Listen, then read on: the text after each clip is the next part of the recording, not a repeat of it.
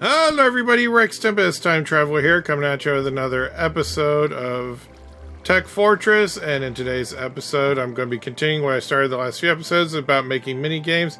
However, unlike those other episodes, this is not a game that I have necessarily promised anybody, at least not in any way that you've seen. But I did kind of, we'll say it's dedicated to another person who comes onto the server quite often and has been in a few of my videos, MMM10.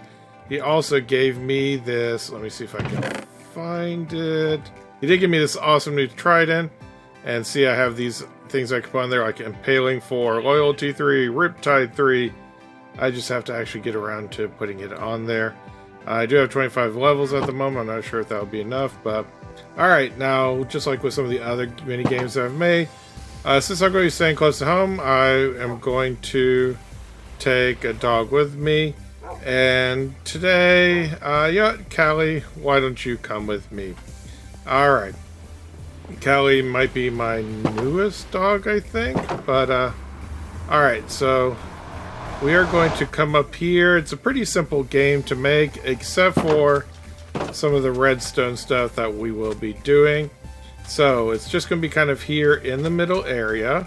So we're going to go ahead and set this down here. And do I still have a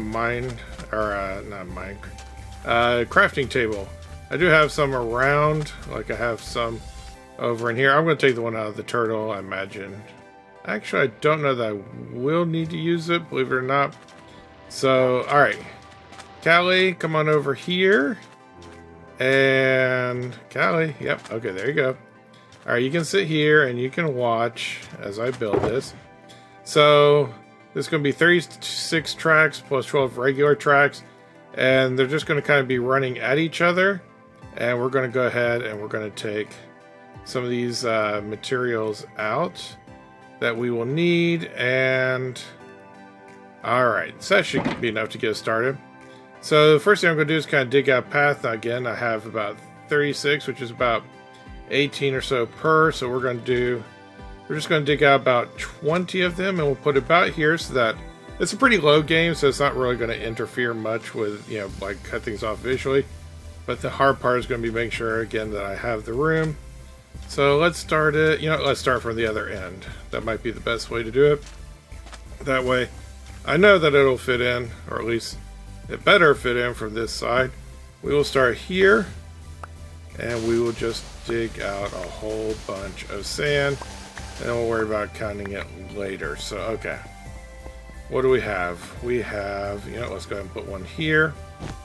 And 1, 2, 3, 4, 5, 6, 7, 8, 9, 10, 11, 12, 13, 14, 15, 16, 17, 18, 19, 20, 21, 22, 23, 24. Yeah, that's not a bad number. But it is starting to get dark, so let me hop into here real quick and go to sleep, make it morning. Oh, I guess I could have also counted the dirt, or the sand that was in my pockets if I'd really thought about that. And then as far as, oh, you know what?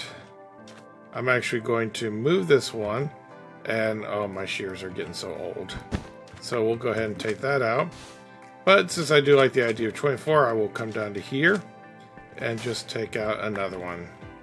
Alright. And that way we're not like quite right on the edge. And then another 2, 3, 4.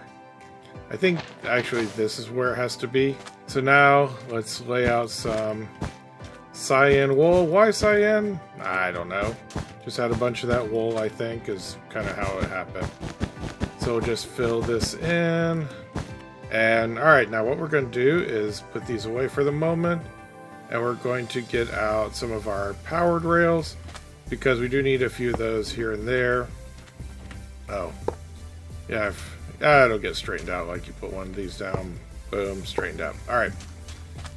So let's come down here. Now if I do like a cart from here, like what I'm going to do is I'm going to put this as kind of the backing, because that way it'll, you know, take off, as I'm sure most of you know. And then we will have a few places where we'll just have some that are powered up, just to make sure that we have enough speed to get there. So with this case, let's see, 24, so 1, 2, 3, 4, 5, 6. And we'll just put one right here. And right here. And we'll just go ahead and put one of these. I believe this will work, right? Let me see. Yeah, alright. Might be a little bit expensive. I'm sure, you know, it'd be less if I did switches or, you know, redstone torches. But, trust me, I got the resources. That's not a problem. Alright. So, we did it like, what was it? 1, 2, 3, 4... Wait. 1, 2, 3, 4, 5. Alright, so we'll just do the same thing over here. 1, 2, 3. Wait, 1, 2, 3, 4, 5. And then we'll put one of these down. And here. Now, the only other hard part about all of this is the fact that we are going to use redstone as a way to make this thing take off. So we're going to have to come down here, and we're going to be doing some work with some redstone. And unfortunately, the problem with this is that we're going to have a lot of sand constantly trying to fall on us, which is going to make it a little bit difficult to work with. But, I mean, you know, not impossible, just, you know, a little bit difficult. Alright, so here I have the tracks, the power rails, and these ones here just have 2 redstone torches underneath them, and that way this one, it keeps this one unlit.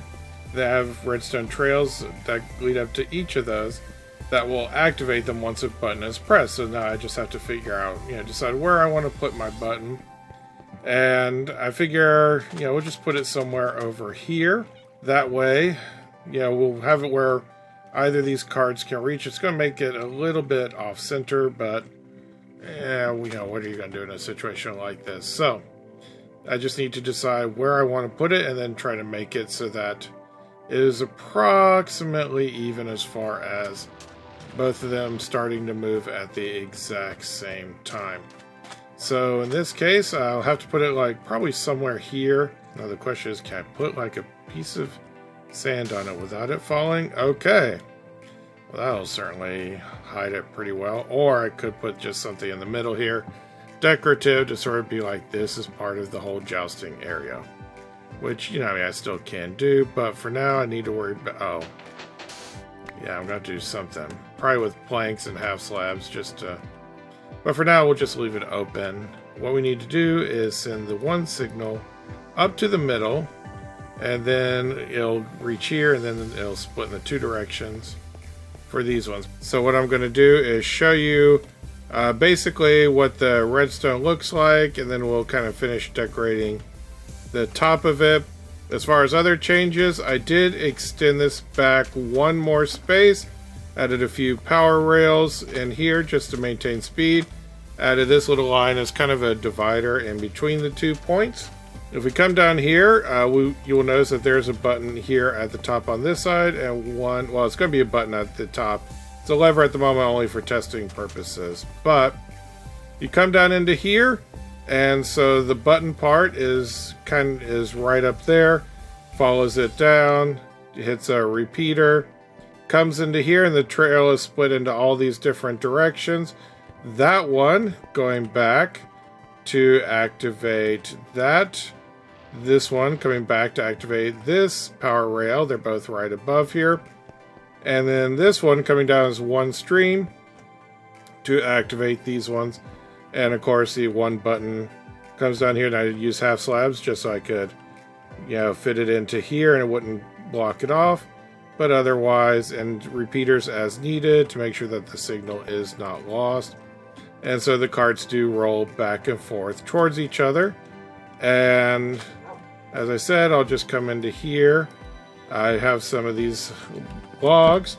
And what I'm going to try and do is just make it have a little bit of a forest type of a feel.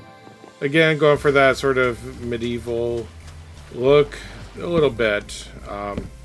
Again, I'll probably come in with some other logs to sort of make this a little bit better. But I will do some stuff about, let's say, we'll start about right here.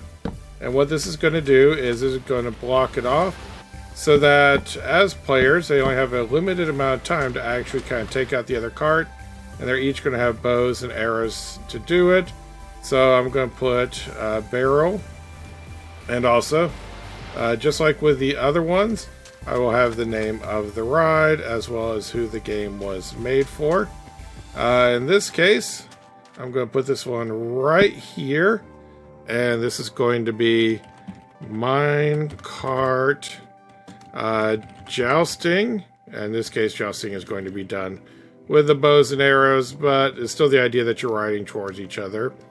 A game made for MMM10. There we go. All right. And then we could put some of these leaves around to sort of, again, give that sort of foresty type of feel to it.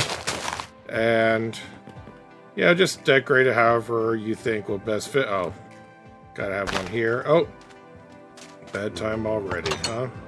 And we'll put some, like I said, kind of around here a little bit. We'll fill in some of this other area with more logs.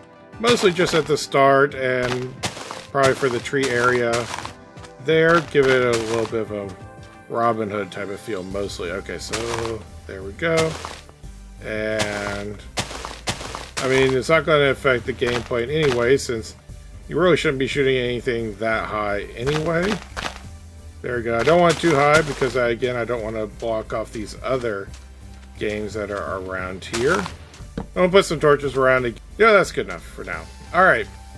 So now I just got to put my barrel someplace, and this will have the supplies for the game. 1 bow per each, and we'll give just 5 arrows each. I guess that way when you use up all 5 arrows, the game is over, whether or not you've actually knocked the person out that you want to.